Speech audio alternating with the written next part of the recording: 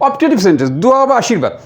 দোয়া, আশীর্বাদ, প্রার্থনা, অপূরণীয় ইচ্ছা, এই সম্পর্কে একটু আলোচনা করি। MAY মে দিলে অপটেটিভ সেন্টেন্স হয়ে যায়, অর্থাৎ কারো সম্পর্কে তুমি দোয়া করতে চাও ইংরেজিতে, হ্যাঁ, ইংরেজিতে তুমি কাউকে দোয়া করছো, ঠিক আছে, তুমি বেঁচে থাকো, তুমি সুখী হও, দিয়ে কথা বলতে হবে।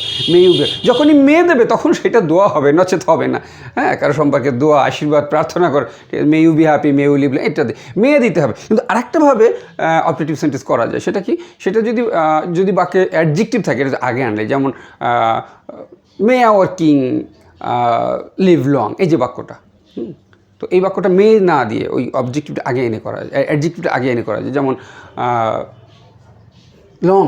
লং লিভ আওয়ার কিং, এরকম। তবে আরেকটা অপশান আছে এখানে, সেটা কি, সেটা ইফ দিয়ে করা যায় অপূরণীয় ইচ্ছার ক্ষেত্রে। আমরা অনেকে জানিও না যে অপূরণীয় ইচ্ছা এটা অপারেটিভ সেন্টেন্সে অন্তর্ভুক্ত।